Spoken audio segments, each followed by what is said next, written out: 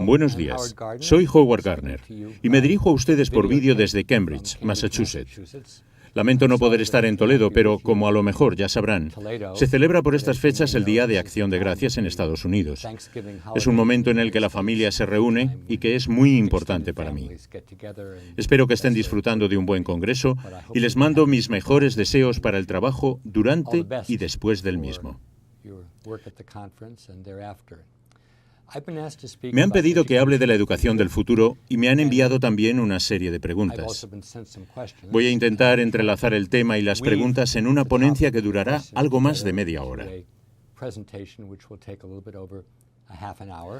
En la primera parte me centraré en las diferentes inteligencias del niño. Es un tema que será familiar para muchos de ustedes, así que lo comentaré bastante rápidamente.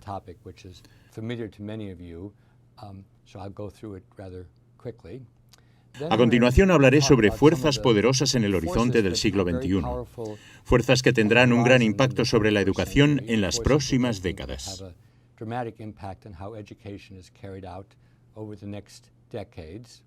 Luego, en la parte principal de mi ponencia, comentaré las 5 mentes que me parecen más importantes para el futuro, el tipo de mentes que como educadores necesitamos cultivar en los niños.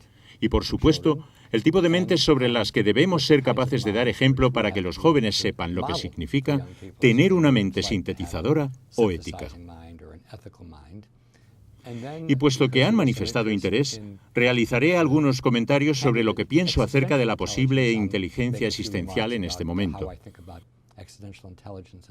Esa será la estructura de mi presentación.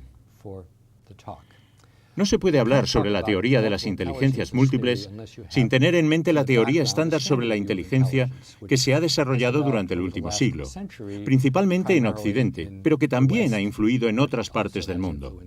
Y es la creencia de que hay una única inteligencia, que todos tenemos una inteligencia. Nuestra inteligencia se hereda en gran parte, lo que significa que no podemos hacer mucho al respecto. Y si conocemos a los padres y abuelos de una persona, podemos determinar su grado de inteligencia. En el último siglo, psicólogos, y más recientemente biólogos, dicen haber descubierto formas de ver lo listos que somos mediante pruebas, mirando las ondas cerebrales o incluso por la manera de conducir por la autopista, analizando la saliva o los genes. Así que en Occidente se han realizado grandes esfuerzos para medir la inteligencia única.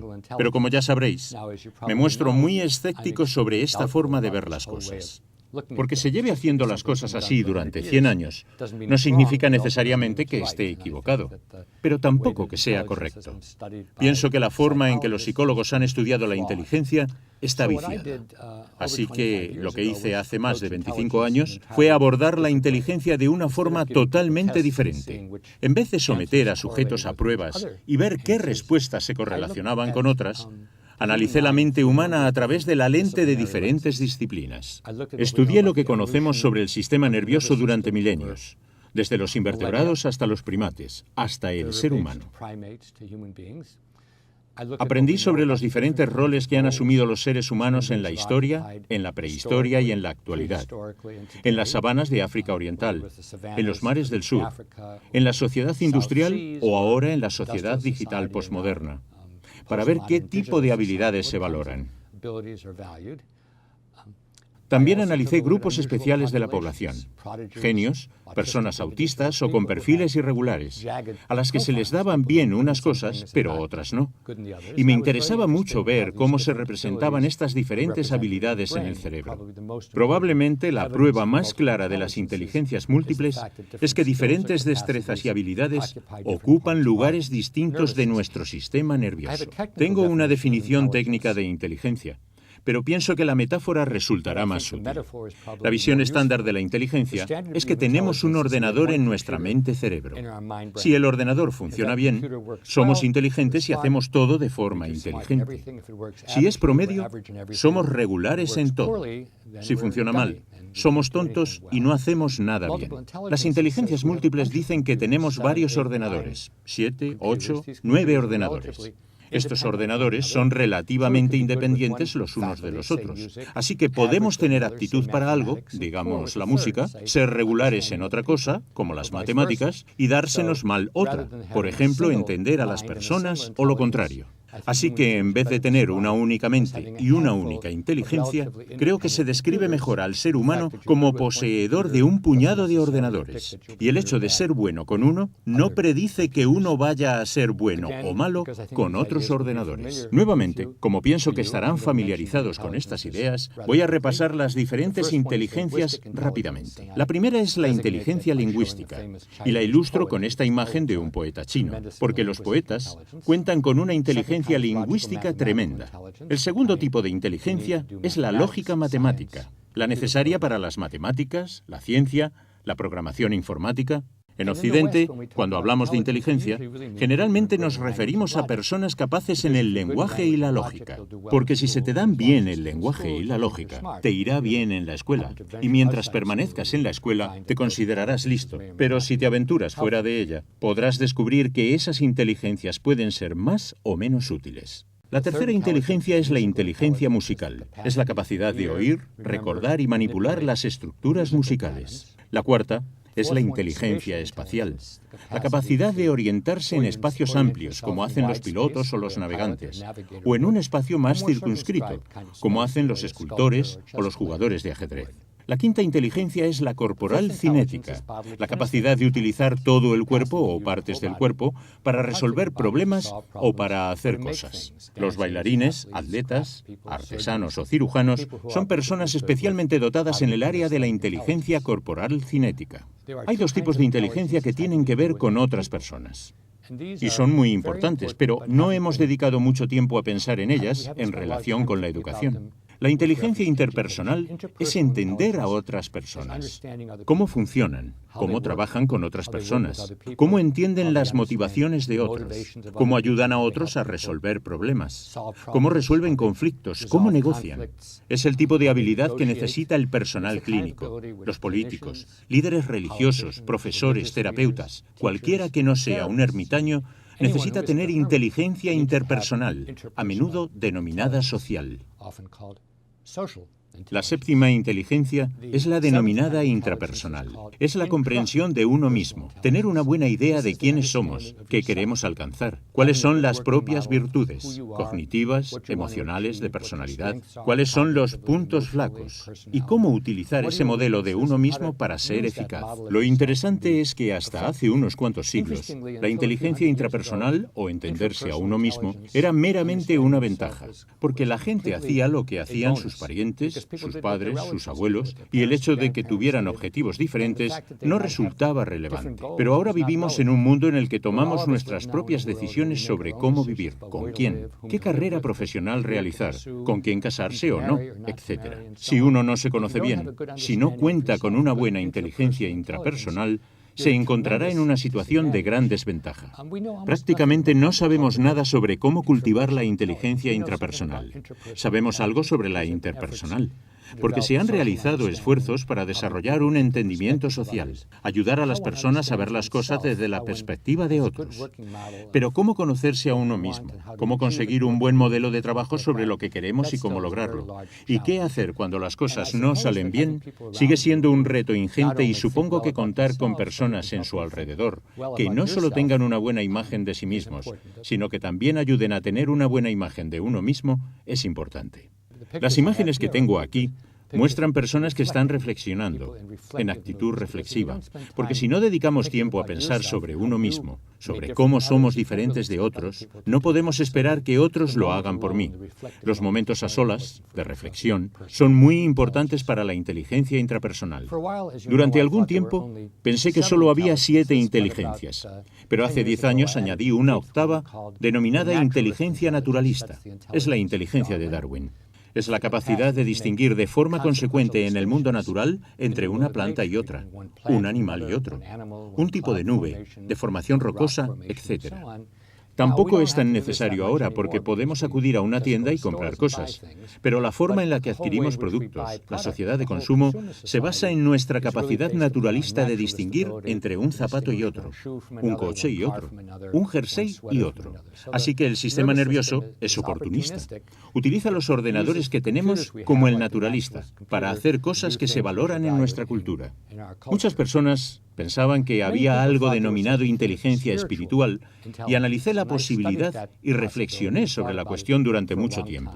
Pero cuento con 8 criterios para determinar lo que se puede considerar una inteligencia. Y lo que yo entiendo como espiritualidad puede ser muy importante, pero no se puede considerar una inteligencia. Eso se debe a que parte de la misma es una experiencia fenomenológica. Tiene que ver con lo que se siente en ciertos momentos y lugares. Y eso no forma parte de una inteligencia. Una inteligencia no tiene que ver con los sentimientos, sino con un rendimiento. Muchas personas vinculan la espiritualidad a una religión en particular. Y nuevamente somos libres de tener la religión que sea, pero no debería formar parte de la definición de una inteligencia la religión que se tenga o si se es religioso o no. Pero como vemos en la diapositiva, es posible que haya una novena inteligencia que denomino la inteligencia existencial. La inteligencia sobre el sentido, sobre las grandes preguntas. Como sé que en su congreso hay interés sobre la inteligencia existencial, la comentaré brevemente en las conclusiones de mi ponencia. La teoría de las inteligencias múltiples se presentó hace más de 25 años. Se han introducido varios cambios sobre los que hemos escrito en diferentes publicaciones. Es más, este año, en 2009, hemos publicado un libro llamado Multiple Intelligences Around the World, Inteligencias múltiples en todo el mundo. En él hablamos sobre 15 países diferentes y cómo se han ido aplicando las distintas ideas. Pero hoy simplemente quisiera mencionar 2 afirmaciones científicas y 2 educativas. La primera afirmación científica es que todo el mundo tiene estas inteligencias. Es lo que nos hace humanos. Una rata puede tener más inteligencia espacial. Este ordenador puede tener más inteligencia lógico-matemática. Pero nosotros somos las criaturas que tienen inteligencia musical, inteligencia lingüística, inteligencia interpersonal, etc. Así que todas las personas que conocen, todos los alumnos, todos los educadores, tienen estas 8 o 9 inteligencias. Sin embargo, hay una segunda afirmación que es que no hay 2 personas, ni siquiera gemelos idénticos, que tengan exactamente el mismo perfil de inteligencias. Porque aunque se pueden tener los mismos genes, como es el caso de los gemelos, no tenemos las mismas experiencias. Es más, con frecuencia los gemelos quieren diferenciarse, y por esa razón, entre 2 personas cualquiera, vamos a encontrar diferencias en las inteligencias, y solo podemos identificarlas si estudiamos detenidamente a las personas.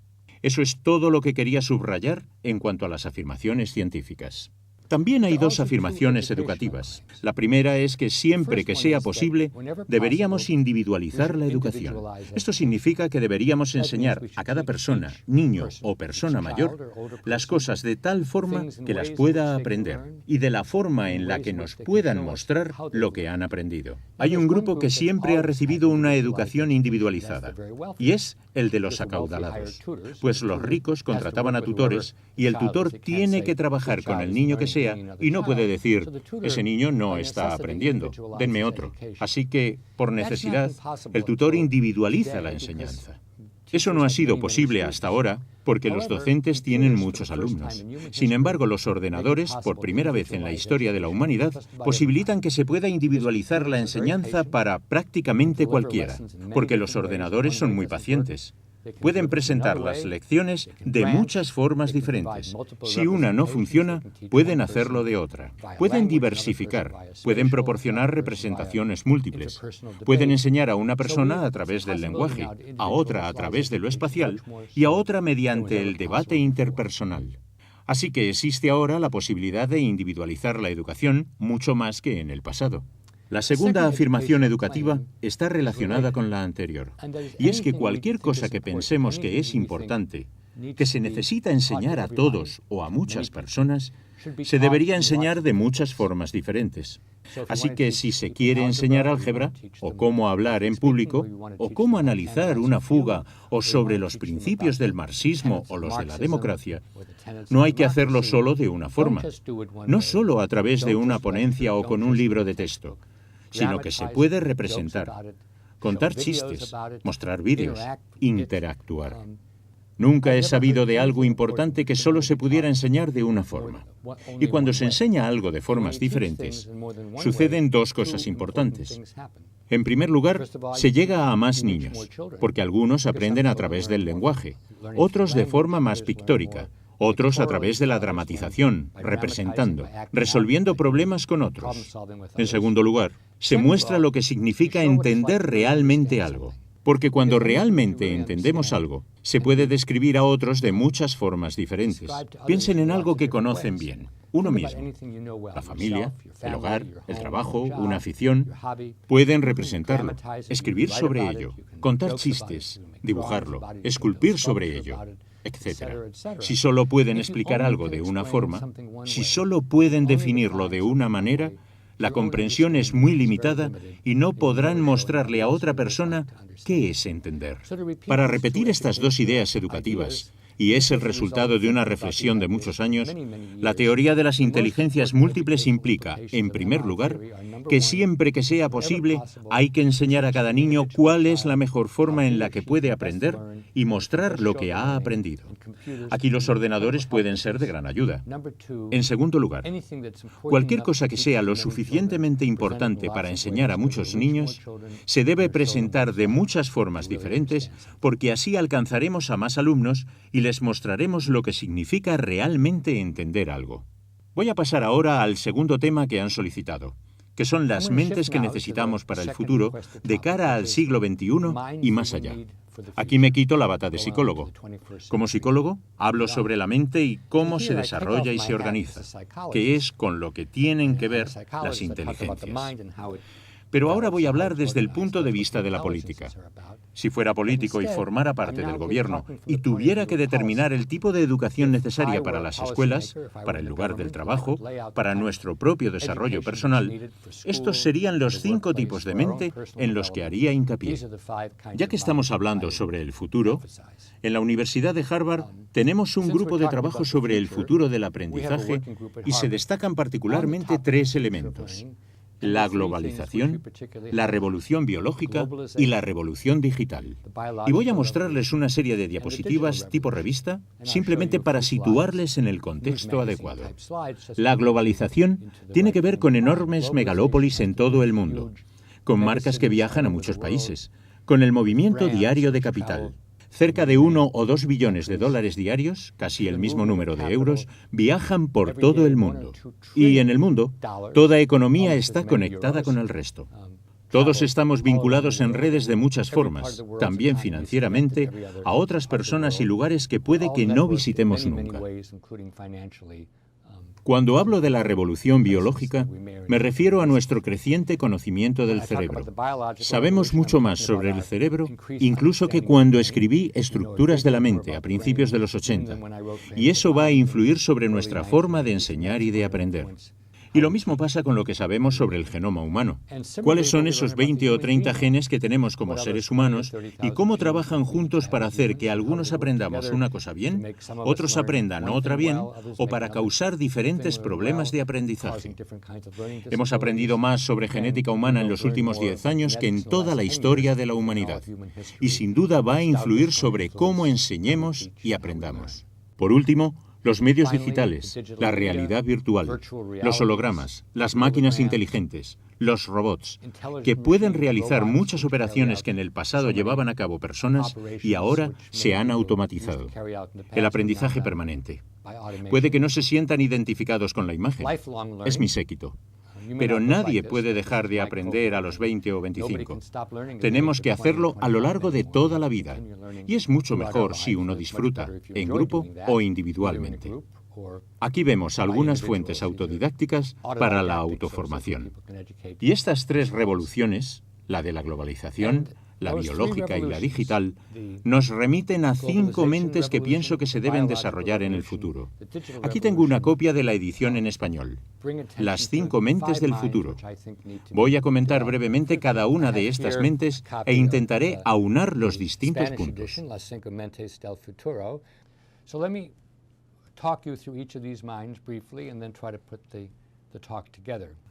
Cuando hablo de la mente disciplinada, me refiero a la disciplina en 3 sentidos.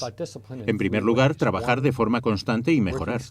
Es la disciplina sobre la que hicieron hincapié los padres y los abuelos y todos para nuestros hijos. El segundo sentido de disciplina es dominar los tipos de pensamiento principales que hemos aprendido en la escuela: el histórico, artístico, científico, matemático. Y no me refiero a contar con mucha información y datos. Ahora eso puede estar en el asistente personal. Me refiero a qué significa pensar en los eventos causales en la historia. ¿Qué es la causalidad histórica? ¿Y qué significa pensar en los eventos causales en la ciencia? ¿Qué es la causalidad científica? Y esas formas de pensar solo se adquieren a través de un profundo estudio de dichas materias en la escuela. El tercer sentido de disciplina es convertirse en un experto en algo. Arte, artesanía, una profesión, porque en el futuro, si no se es experto en algo, si no se es la cabeza que dirige el ordenador, o no tendrás trabajo, o te quedarás en el paro, o acabarás trabajando para alguien que sí es un experto.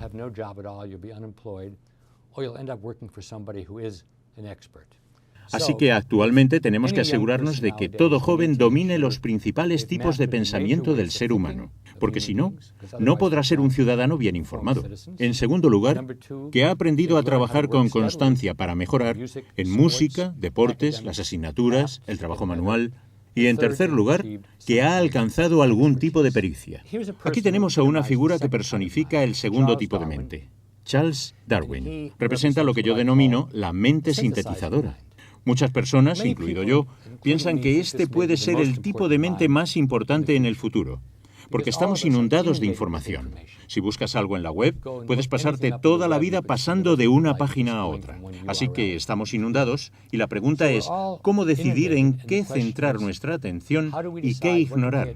¿Cuáles son los criterios que empleamos para evaluar sitios web o blogs o cualquier otro tipo de fuente de noticias o información a la que tenemos acceso vía Internet? Y luego, cuando hemos decidido a qué prestar atención y qué ignorar, ¿cómo organizar todo de tal forma que tenga sentido para nosotros? Porque si no podemos sintetizar la información para que tenga sentido, resultará inútil. Además, como la mayoría vamos a compartir la información con otros, desde luego los docentes, ¿cómo se comunica la síntesis a otra persona? ¿Cómo se le dice a alguien que no ha realizado ese proceso de criba y síntesis? ¿Cómo se les transmite el fruto de la propia reflexión? Y no toda síntesis es buena. Algunas son demasiado amplias, otras demasiado limitadas, algunas son excéntricas. Así que, ¿qué requiere una buena síntesis? Como psicólogo, pensé que habría mucho escrito sobre lo que es una buena síntesis, pero hay muy poco. En algún sentido, tenemos que empezar desde cero, en la formación de la mente sintetizadora. Un ejemplo que conoce cualquier educador es el trabajo final que se exige para una asignatura, en el que se intenta plasmar lo que se ha entendido sobre un tema. En mi libro Las 5 mentes del futuro, utilizo ese ejercicio como ejemplo de cómo podemos conseguir formar a mejores sintetizadores, como Charles Darwin, que sintetizó una cantidad ingente de información para desarrollar su teoría de la evolución.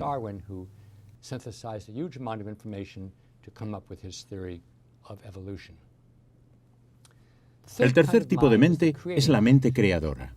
Es la mente que encuentra nuevas preguntas, nuevas respuestas, nuevos enfoques, nuevos productos, nuevas obras de arte, nuevas obras científicas, nuevas ideas. Todo lo conocido, lo que puede hacer una máquina o se puede reducir a una serie de normas. Para progresar, hacen falta personas que piensen de forma original fuera del marco preestablecido. Pero no es posible si no hay un marco.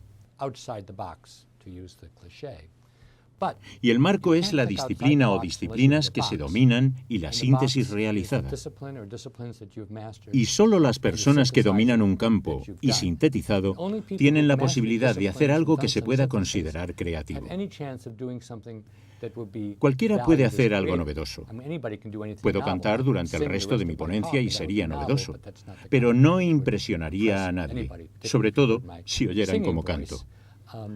Así que el truco es empezar a dominar y sintetizar cuando se es joven, para contar con más posibilidades de ser creativo.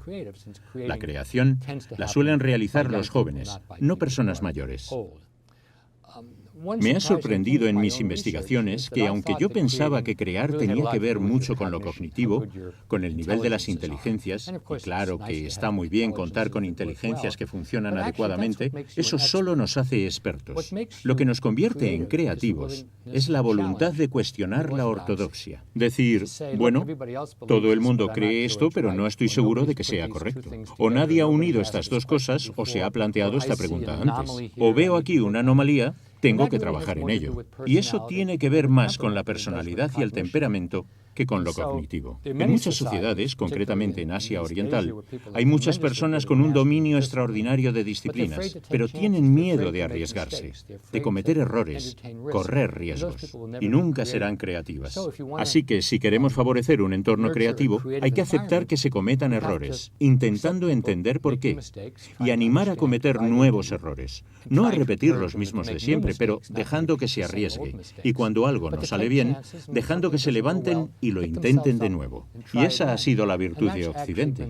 No hemos sido tan buenos en una educación en disciplinas como en Asia Oriental, pero somos mejores, ya sea Hollywood, o Wall Street, o Silicon Valley, por tomar tres ejemplos de Estados Unidos, en la creación de entornos. Asumimos los riesgos y cuando se fracasa, en vez de rendirnos o suicidarnos, lo volvemos a intentar. Eso es parte del secreto de la mente creadora.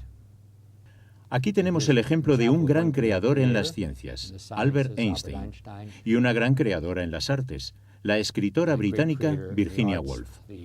He conseguido reducir las tres primeras mentes a lo que llamo el discurso del ascensor, que resume todo en una frase. Las tres mentes recalcan respectivamente la profundidad, la amplitud y la elasticidad. La disciplina significa ahondar en algo. La síntesis, proyectar una amplia red. Y la elasticidad, ir más allá que otros, seguir una nueva dirección. Así que hay un cierto orden en las tres. Primero profundidad, luego amplitud y luego elasticidad. Los dos últimos tipos de mente, la mente respetuosa, la mente ética, nos llevan más allá de la cognición en su sentido habitual. La mente respetuosa es bastante fácil de describir, aunque no necesariamente fácil de alcanzar. Toma en serio las diferencias entre los seres humanos, las acoge, intenta entender a los que no se parecen a nosotros, a los que son diferentes, tienen otras creencias, provienen de otros contextos raciales y étnicos. La tolerancia es mejor que su ausencia o que la intolerancia. Pero la mente respetuosa hace el esfuerzo adicional de intentar entender a los que son distintos. Intenta trabajar con ellos, sacar lo mejor de ellos y de uno mismo. Y esto no funciona cuando tenemos modelos corporativos jerárquicos. Claramente no funciona en las escuelas. Las escuelas son respetuosas cuando se trata a todos con el respeto adecuado, independientemente del estatus o de las notas que se saquen.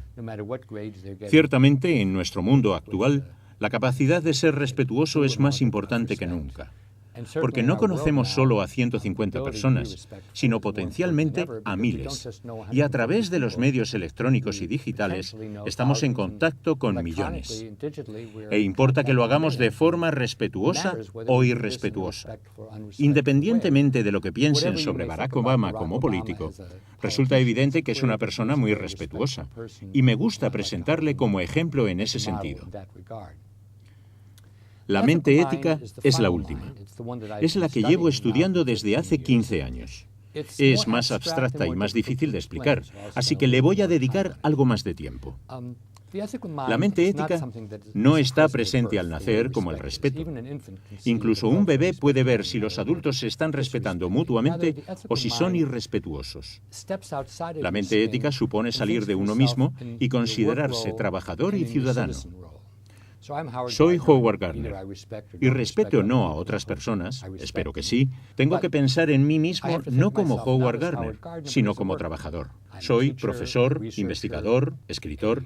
La mente ética no dice cuáles son mis derechos. En Estados Unidos se nos da muy bien reivindicarlos, sino cuáles son mis responsabilidades como profesor, como escritor, Como investigador, de forma similar, la mente ética nos hace pensar en nosotros como ciudadanos, no como Howard Gardner, sino como miembro de mi universidad, de mi comunidad, ciudadano de mi país y también ahora del mundo, como somos todos, porque lo que hacemos, las enfermedades, la energía y la filantropía, tienen implicaciones en todo el planeta. Así que la persona ética no dice lo que es bueno para mí, cuáles son mis derechos, sino cuáles son mis responsabilidades como profesor en Harvard, como estadounidense, como miembro de la comunidad mundial. Por supuesto, se pueden tener todas las respuestas correctas, pero la verdadera pregunta es ¿qué hacer? La persona ética no es que sepa directamente lo que tiene que hacer como ciudadano o trabajador, sino que se esfuerza al máximo por hacer lo correcto, ser responsable, servir a los demás, no solo a uno mismo. Y es muy fácil ser ético cuando se sirven solo los propios intereses, pero la gran prueba es qué se hace cuando algo va en contra de ellos, pero resulta útil para otros. Con mis colegas Mihaly Csikszentmihalyi y William Damon, hemos estado estudiando lo que denominamos buen trabajo. En inglés, la palabra good, bueno, tiene tres connotaciones, que en inglés empiezan todas por E. El buen trabajo es excelente, desde el punto de vista técnico experto. En segundo lugar, es interesante, nos gusta, tenemos ganas de hacerlo, nos alegra la llegada del lunes, no nos aterra. Y en tercer lugar, se realiza de forma ética, responsable y moral. Es estupendo tener los tres elementos juntos. Y hemos diseñado una triple hélice, el ADN de excelencia, interés y ética. Los buenos trabajadores y ciudadanos son excelentes desde el punto de vista técnico. Sienten interés personal y actúan con ética. Pero si nos paramos a pensar un momento, los tres no tienen por qué ir de la mano. Hay personas excelentes, pero sin interés o sin ética. Hay personas sumamente éticas, pero que no hacen las cosas de forma competente. Hay abogados con buenas intenciones, pero que pierden todos los casos. Y los hay muy comprometidos, a los que les encanta lo que hacen, pero que no son muy éticos. Así que el desafío del buen trabajo es aunar los tres elementos de tal forma que, en el lugar de trabajo o como ciudadano, seamos excelentes técnicamente, nos importe lo que hacemos e intentemos hacerlo de forma responsable. Si miramos los dos últimos tipos de mente, la mente respetuosa, intentar entender a otras personas, trabajar con ellas, ser cooperativa, y la mente ética, la persona que actúa de forma responsable en el trabajo y como ciudadano, el discurso del ascensor es que respetamos a aquellos que se comportan de forma ética. Desgraciadamente, muchos conocemos o escuchamos en los medios hablar sobre personas que se comportan de forma inmoral. Existen en cualquier sociedad y a veces reciben grandes recompensas, pero las personas a las que realmente respetamos, los Nelson Mandela, los Martin Luther King, los Mahatma Gandhi, son aquellas que son éticas, que hacen lo correcto, no solo lo que les dota de más riqueza o poder.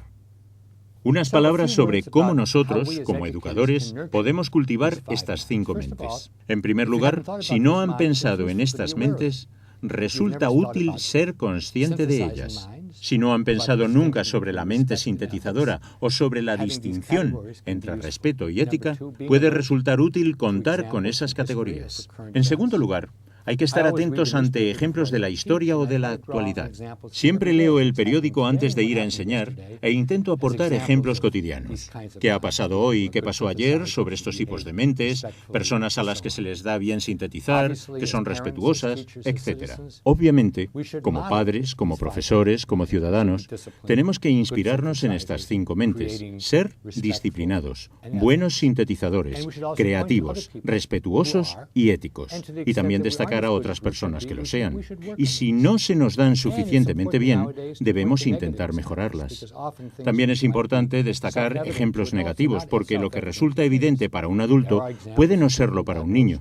Hay ejemplos de personas que son poco éticas, irrespetuosas, malos sintetizadores, indisciplinados. Tenemos que mostrar las consecuencias de no tener esas mentes, así como de tenerlas. Por último, hay un reto de síntesis personal para todos nosotros, especialmente para los los educadores, que enseñamos y guiamos a los niños. Y es que los 5 tipos de mente no encajan necesariamente como un guante. Hay una tensión, por ejemplo, entre disciplina y creatividad.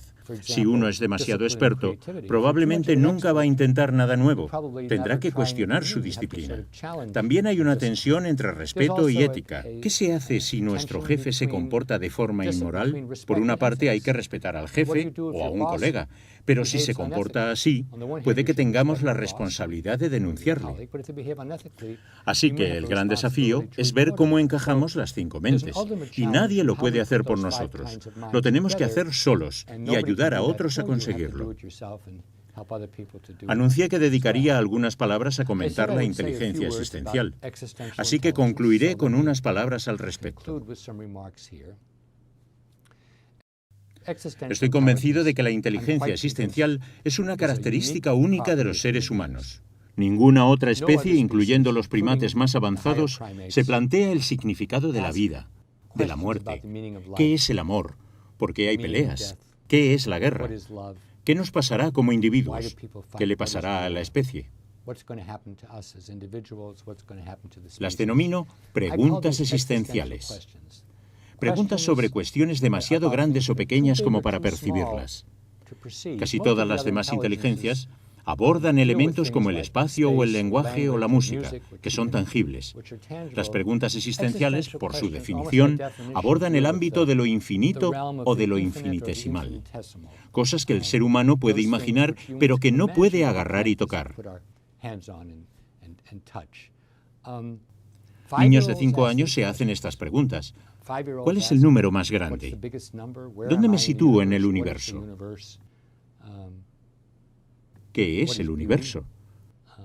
¿Qué es la belleza? ¿Por qué odio? Lo interesante de los niños de 5 años es que no les interesan tanto las respuestas como las preguntas. No prestan mucha atención a las respuestas, pero personas de toda edad vuelven a plantearse estas preguntas a través de obras de arte. Gran parte del arte tiene que ver con temas existenciales, especialmente novelas, películas, programas de televisión que realmente disparan la imaginación. Gran parte de la ciencia se centra en entender nuestra existencia en el mundo físico, el biológico y el social. Por supuesto, los filósofos abordan temas existenciales. De hecho, hay toda una rama de la filosofía, el existencialismo. Y especialmente cuando estamos solos, cuando no estamos en Google o en Twitter o con el chat, pensamos sobre lo que nos va a pasar o lo que va a pasar a nuestros seres queridos. Las preguntas existenciales están en todas partes. Como educadores, podemos alentar este tipo de preguntas, ayudar a los jóvenes a formularlas. También podemos desalentarlas, decir, eso no está en el programa, no saques ese tema, eso es para después de clase, o no me molestes. También podemos reformularlas, porque hay disciplinas que tienen algo que decir al respecto. Sabemos mucho sobre los seres humanos, sabemos mucho sobre el universo físico, así que podemos ayudar a otros a abordar estas cuestiones existenciales a través de disciplinas, obras de arte, etc. Muchas personas cuando oyen hablar de espiritualidad piensan directamente en religión, e incluso cuando han oído mi definición de existencial, piensan en religión. Es obvio que durante gran parte de la historia de la humanidad, las religiones han sido uno de los principales ámbitos en el que se han planteado estas preguntas existenciales. La Biblia, el Corán, las Analectas de Confucio y otras obras de grandes sociedades tratan estas cuestiones.